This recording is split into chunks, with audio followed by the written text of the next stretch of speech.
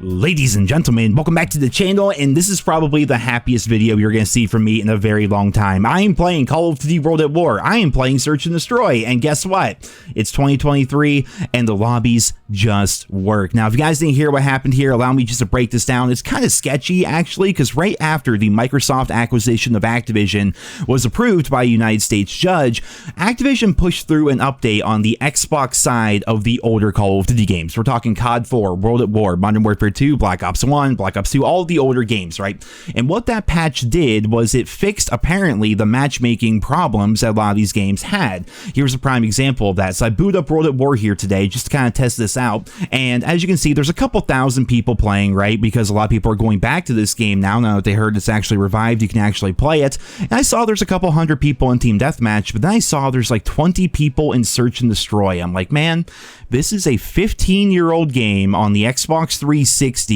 It's the year 2023. They say there's people playing Search. This is going to be the perfect test to see whether or not the matchmaking actually works. And as you guys can see, lo and behold, it's instant. I got thrown right into a full match of Search and Destroy on the Xbox 360 for Call of Duty World at War.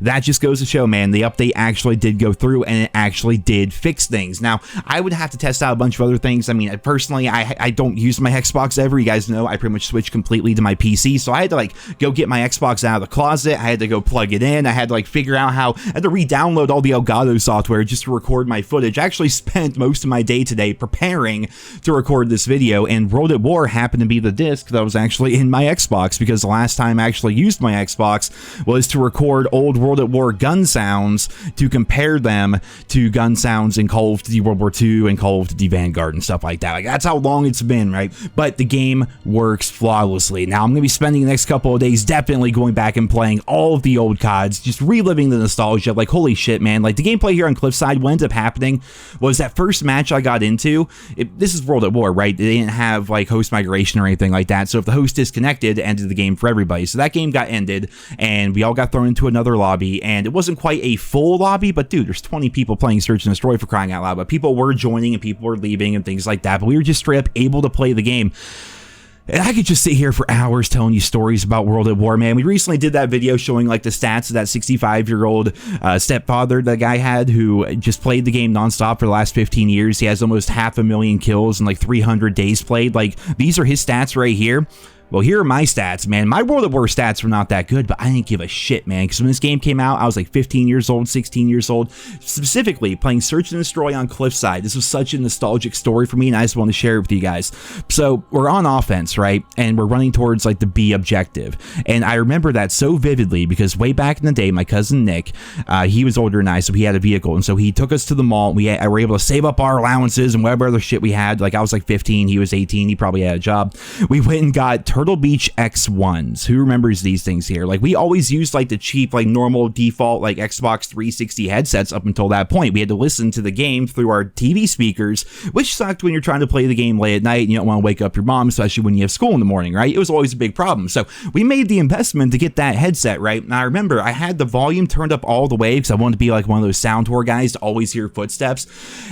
And somehow somebody ended up getting an artillery in Search and Destroy, and on that big cliff right by B there, I was running into there and somebody called in an artillery, and it was so loud. I'm like screaming, Nick, this is the coolest thing ever. I couldn't hear anything. I'm probably screaming in my room because my headset's up so loud. I have no idea how loud I'm being. Like, that was just the thing, man. But even just playing the game again today, man, dead silence as a perk, actually being able to flank people, like, holy shit. Like, all the nostalgia came back, and that is the whole point of this video, guys. If you have access to an old Xbox 360, or even if you have an Xbox One, because they're backwards compatible, you can take your old disc, if you still have it, and you can pop it in, and you can actually relive the glory days. Now, I have to wonder how long this is going to go on before hackers start taking over, or before people eventually get bored and move on to more newer current games and stuff like that. I remember when they started making all these old games backwards compatible, they had a big resurgence, especially on the Xbox platform, but then eventually it kind of tapered out a little bit and matchmaking stopped working working as well. So there's a possibility that could happen again. But right now, older CODs are having such a resurgence. So guess what I'm going to be doing for like the next couple weeks. Like, I'm pretty damn excited about this. So there you guys have it, ladies and gentlemen. The older CODs are now fixed on the Xbox platform. And it is kind of weird that right after Microsoft bought Activision, or technically it was approved, that suddenly everything got fixed. And then now there's actually a massive sale, not just for COD, but for like all games on the Xbox, but every single COD